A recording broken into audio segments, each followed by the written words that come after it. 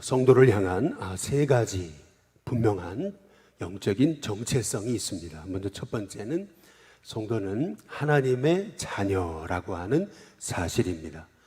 요한복음 1장 12절에 보니까 영접하는 자, 곧 그 이름을 믿는 자들에게는 하나님의 자녀가 되는 권세를 주셨다라고 이렇게 말씀하고 계십니다. 우리같이 영원히 멸망받을 자가 예수님을 영접함으로 하나님의 자녀가 된다는 거, 이것은 하나님이 우리에게 베푸신 엄청난 축복이고 또한 특권이죠. 따라서 우리가 이 성도라고 하는 하나님의 자녀라고 하는 영적 정체성을 가지고 믿음 안에 살아가는 우리 성도들이 돼야 될 줄로 믿습니다.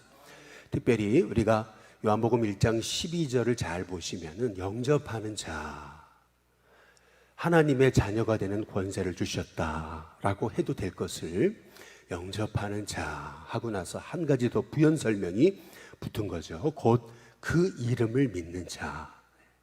다시 말해 영접하는 것과 그 이름을 믿는 게 동격인 것입니다.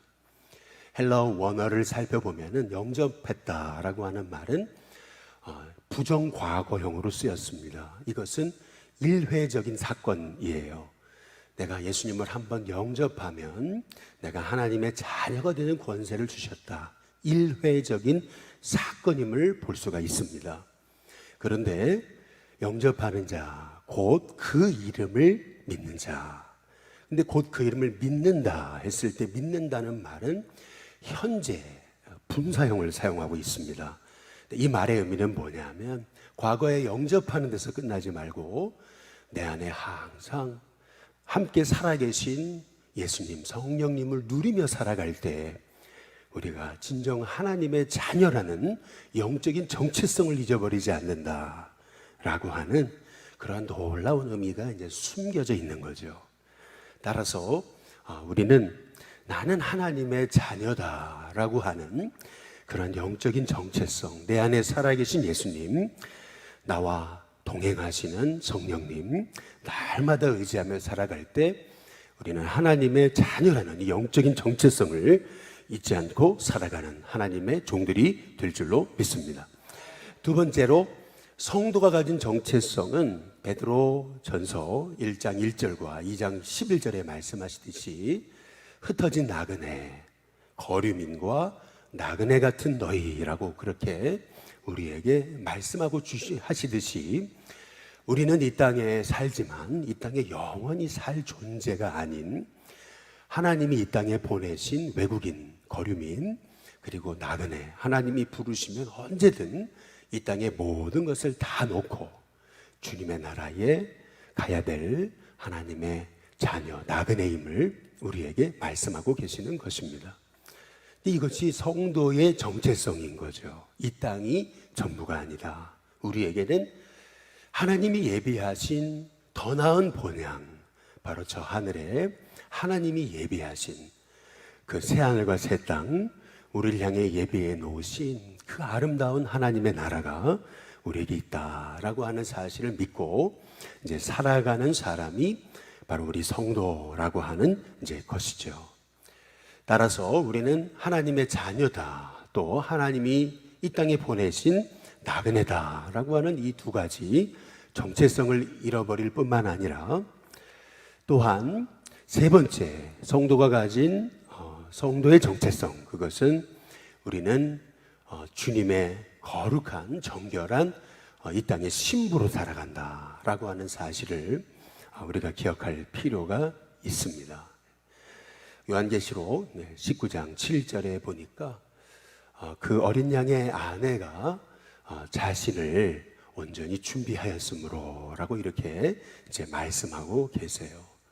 그래서 이제 어린 양의 혼인잔치의 기약이 이르렀으니 라고 하면서 하나님의 큰 잔치, 이 어린 양의 혼인잔치에 참여한 자는 복이 있다라고 이렇게 우리에게 이제 말씀하고 계세요. 그래서 마태복음 25장에도 천국은 이와 같으니 라고 이렇게 말씀하시면서 지혜로운 5 처녀에 관한 말씀을 이제 우리에게 주시는 것이죠. 바로 우리는 이 땅에 살아가면서 정결한 주님의 처녀로 주님 만날 날을 사모하면서 살아가는, 바로 주님의 거룩한 신부로 살아가게 된다라고 하는 사실입니다. 그래서 오늘 여기 14절에 보니까 사랑하는 자들아 너희가 이것을 바라보나니 주 앞에서 점도 없고 흠도 없이 평강 가운데서 나타나기를 힘쓰라 라고 이렇게 이제 말씀하고 계세요. 우리가 이 말씀을 이해하기 위해서 이스라엘의 이제 결혼의 문화를 조금 이해할 필요가 있습니다. 우리야 요새 이제 약혼, 정혼이라고 하는 문화가 점점 사라져가고 있지만 이스라엘에서는 정혼, 약혼의 단계를 거쳐서 그리고 이제 결혼식을 거치게 이제 됩니다. 먼저는 신랑이 이제 신부 집에 찾아와서 신부의 아버지에게 결혼의 허락을 받게 되는 거죠. 그리고 결혼, 혼인 서약서를 이제 쓰게 되는 것입니다. 그러면서 이미 결혼은 성립이 된 거예요. 이미 두 사람은 부부가 된 겁니다. 이제 그러나 당장 결혼식을 올리는 것이 아니고 남편은, 신랑은 자기 집에 다시 돌아가 가지고 신부를 맞이할 집을 준비하고 또 환경을 준비하는 거죠. 이것이 보통 이스라엘에서는 한 1년여 정도 시간이 흐르게 되는 것인데요. 신랑은 자기 집에 가서 신부를 맞이할 준비가 다 끝나게 되면 이제 한 1년여 지났을 때 다시 신부를 데리러 신부 집으로 가게 되는 거죠. 그런데 신부의 입장에서는 그날이, 그 시가, 그때가 언젠지 모르는 겁니다. 지금이야 뭐 핸드폰도 있고, 지금이야 인터넷도 잘 돼 있고, 뭐 지금이야 문자 한번 보내면 되는 것이지만은 당시에는 신부는 신랑이 언제 올지 몰랐어요. 그래서 늘 신부는 신랑이 올 때까지 정결한 처녀로 자기를 준비하고 흠도 없이 점도 없이 평강 가운데서 남편을 기다리게 됐던 거죠. 그래서 신랑이 오는 날은 신부에게 있어서는 가장 기쁜 날인 거예요. 신부에게 있어서 신랑이 오는 날, 바로 그 혼인 잔치가 시작되는 날, 그 날은 신부에게 있어서 가장 복된 날이었던 거죠. 지금도 여성에게 있어서 결혼식은 최고의 날이 아니겠어요. 가장 예쁘고 가장 설레이고 가장 기쁘고 가장 기다려지는 날이 아니겠어요. 마찬가지로 신랑 되신 예수님이 다시 오시는 날, 그 날은 우리 믿는 자 흠없이 점없이 평강 가운데 신랑 되신 예수님을 기다리고 있었던 우리에게는 하나님의 큰 잔치에, 말할 수 없는 기쁨의 잔치에 이제 참여하게 되는 것이 바로 주님이 다시 오신 날이라고 하는 사실을 우리가 깨달아 알 필요가 있습니다. 그래서 주님이 다시 오시는 날은 구원받은 우리에게는 가장 최고의 축복의 날인 거죠. 그래서 12절에 어제 살펴봤듯이 하나님의 날이 임하기를 바라보고 간절히 사모해라 라고 이렇게 이제 말씀하고 있는 거예요. 신부가 신랑이 오기를 간절히 사모하면서 기다리듯이 마찬가지로 어린 양의 신부된 우리는 신랑 맞을 준비를 하면서 정결한 주님의 처녀로 매일, 그분이 언제 오실지 몰라요. 그러나 곧 오실 거예요. 그래서 그분을 간절히 사모하며 기다리며 나를 정결한 처녀와 같이 준비하고 기다리는 그러한 신분을 가진 자, 영적 정체성, 먼저는 하나님의 자녀이고, 그리고 이 땅은 나그네고, 그리고 우리는 주님의 정결한 신부다라고 하는 이 세 가지 정체성을 가지고 살아가는 사람이 성도다, 살아가는 사람이 그리스도인이다 라고 하는 사실을 우리가 깨달아 알 필요가 이제 있습니다. 그래서 신랑을 기다리는 그 시간은 의미 없고 헛된 시간이 아니고, 그 시간은 지루하고 따분한 시간이 아니고, 성도에게 있어서는 그 신랑을 기다리는 동안 우리는 신랑 되신 주님이 말씀하신 것처럼 오직 성령이 너에게 임하시면 너희가 권능받고 예루살렘과 온 유대와 사마리아 땅끝까지 이르러 내 증인이 되리라 하셨던 주님의 말씀처럼 주님 다시 오실 때까지 우리는 이 땅에 신랑 되신 예수님의 증인으로서 복음 전하면서 우리가 살아가게 될 때 그것이 진정 정결한 주님의 처녀로 이 땅에서 승리하는 하나님의 자녀로 살아가는 길이라고 하는 거죠. 우리 주님이 왜 이렇게 오래 참으시는가? 이것은 주님 다시 오시면 더 이상 구원의 기회가 없기 때문에 그래요. 주님 다시 오시면 천국 문은 닫힙니다.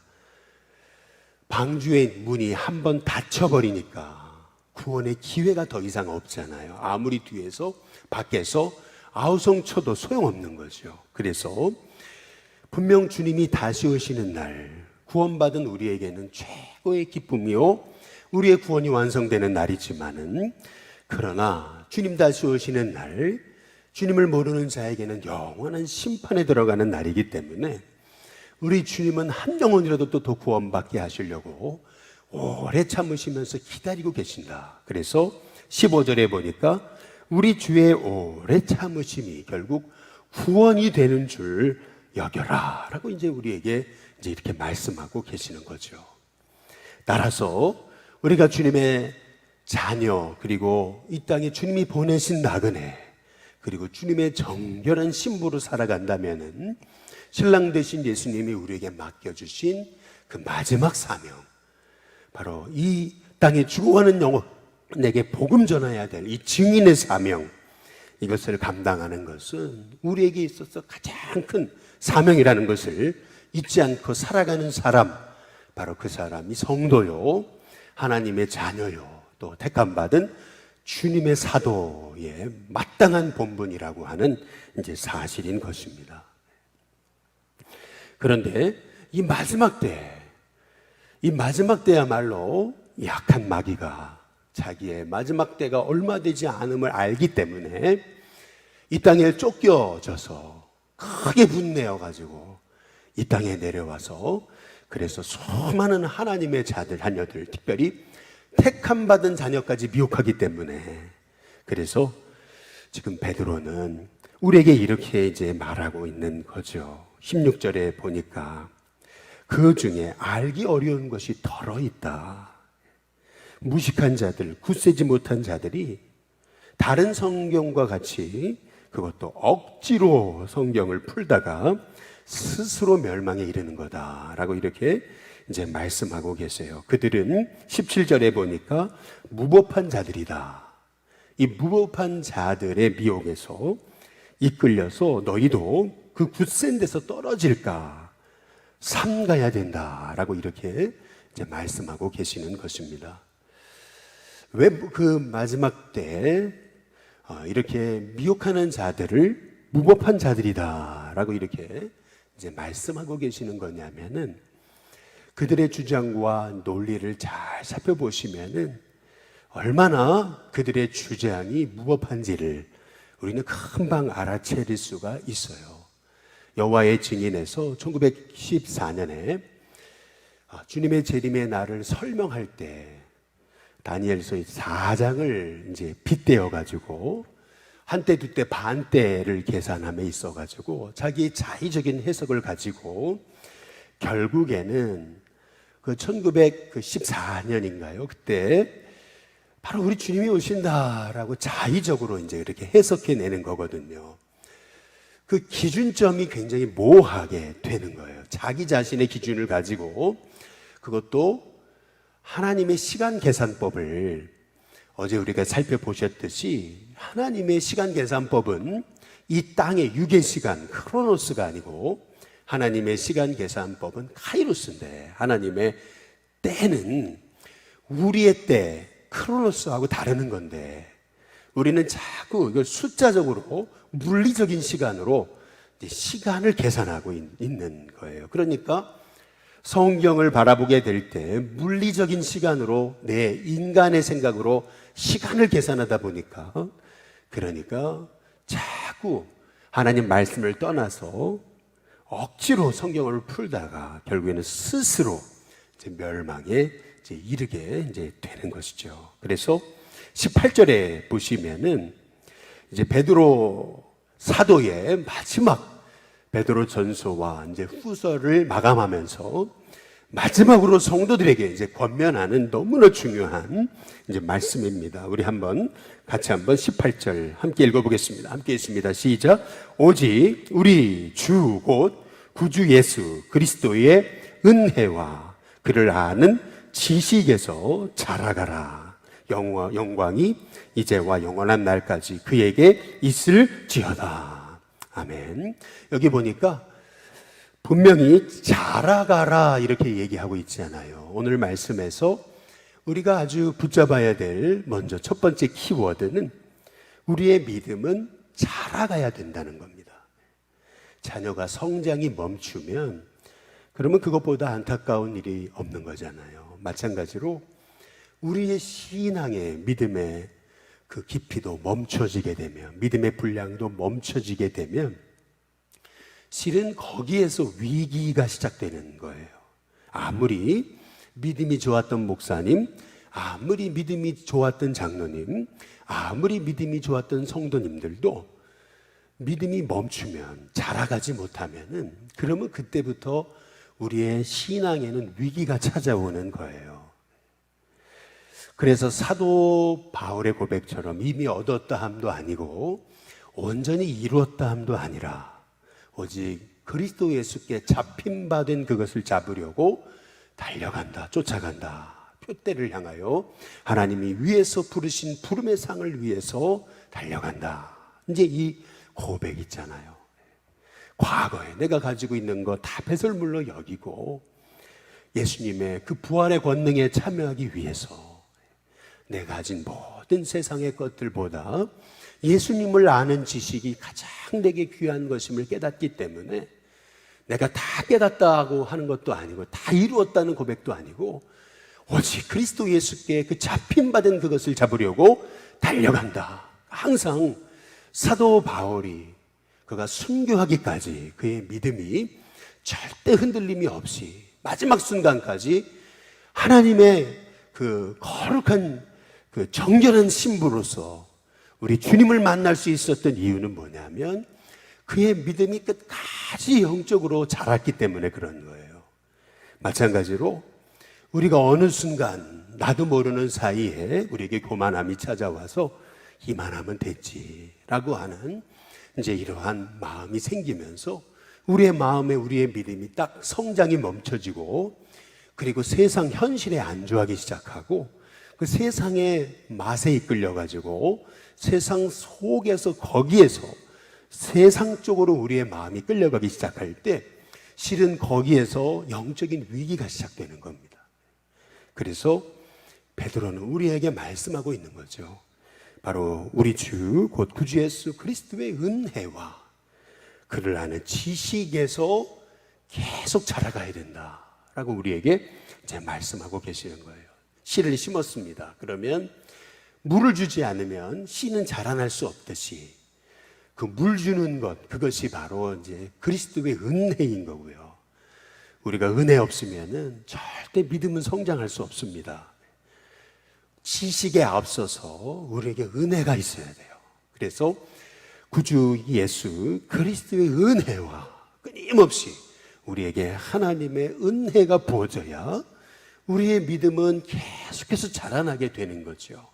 어제의 은혜 가지고 안 돼요. 오늘의 은혜를 가지고 오늘 매일 나와 동행하시는 그런 성령님을 의지하면서 말이에요. 그래서 영접하는 자, 과거 이례적인 사건으로 끝나면 안 되고 주 예수님을 믿는 자, 영접하는 것은 부정과거 이례적인 사건이지만 그 이름을 믿는 자, 믿는다는 것은 현재 분사라고 하는 거죠. 오늘 내가 예수님을 끊임없이 주님으로 고백하면서 예수님과 함께 매일 동행하게 될 때 바로 그것이 내게 매일같이 하나님의 자녀되는 그 권세를 누리면서 내가 이 땅에서 정결한 신부로 살아가는 비결이게 되는 것을 성경이 우리에게 이제 말씀하고 계시는 거죠.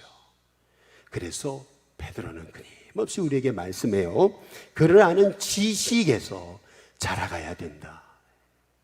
결국 땅에 씨를 심지 않으면, 그러면 아무리 물을 줘도 잡초만 자라나게 되듯이 말씀이 심겨져야 결국에는 그 말씀이 자라서 그 말씀이 바로 우리 인생을 세우게 되는 거죠. 그러면 그 말씀은 어떤 말씀이어야 되는 거냐면 예수님을 아는 지식이어야 된다라고 이렇게 이제 말씀하고 계시는 거죠. 창세전부터 계획하신 그 하나님의 구원 계획, 인간을 만드시고 선악과를 따먹음으로 인간이 죄를 짓잖아요. 우리 같으면은 영원히 멸망받을 자식 그러면서 얼마든지 포기할 수도 있었는데, 그 죄악 가운데 빠진 영혼을 위해서 가죽옷을 지어 입히시면서 그들을 향해 계획해 놓으신 그 구원의 계획, 이 여인의 후손을 통해서 우리를 구원하시겠다 하신 하나님의 그 약속을 이루어 가시고 우리에게 예수님을 보내셔서 하나밖에 없는 아들을 우리를 위해 죽게 하시고 또 부활하게 하심으로 우리에게 성령을 보내셔서 우리와 영원토록 함께 하실 뿐만 아니라 약속대로 우리 주님이 그 다시 오시는 날, 바로 그 날은 우리 주님이 계획하신 그 구원의 계획이 완성되는, 우리에게 있어서는 최고의 축복의 날, 어린 양의 신부가 정열이 주님 신랑 되신 주님을 기다리면서, 그러면서 매일 은혜와 기쁨과 감격 속에서 오늘도 하나님 주신 구원의 기쁨으로 살아갈 때 우리는 우리의 삶 자체가 복음이 되고, 우리 삶 자체가 전도가 되고, 우리의 삶 자체가 바로 영적인 제사가 돼서, 그러므로 너희 몸을 하나님이 기뻐하시는 거룩한 산 제물로 드려라, 이것이 하나님이 기쁘게 받으시는 영적인 제사다라고 우리에게 이제 말씀하고 계시잖아요. 우리의 삶 자체가 주님이 원하시는 그런 산 제사가 돼서 오늘 매일 주님의 정결한 신부로서, 신부가 혼인잔치를 기다린다는 것은 가장 설레이는 날이고 가장 기쁜 날이고 소망의 날이고 가장 최고의 날이듯이, 마찬가지로 우리는 지금 주님의 그 혼인잔치를 기다리면서 살아가는, 우리는 우리 인생의 날의 최고의 기간이라고 하는 거죠.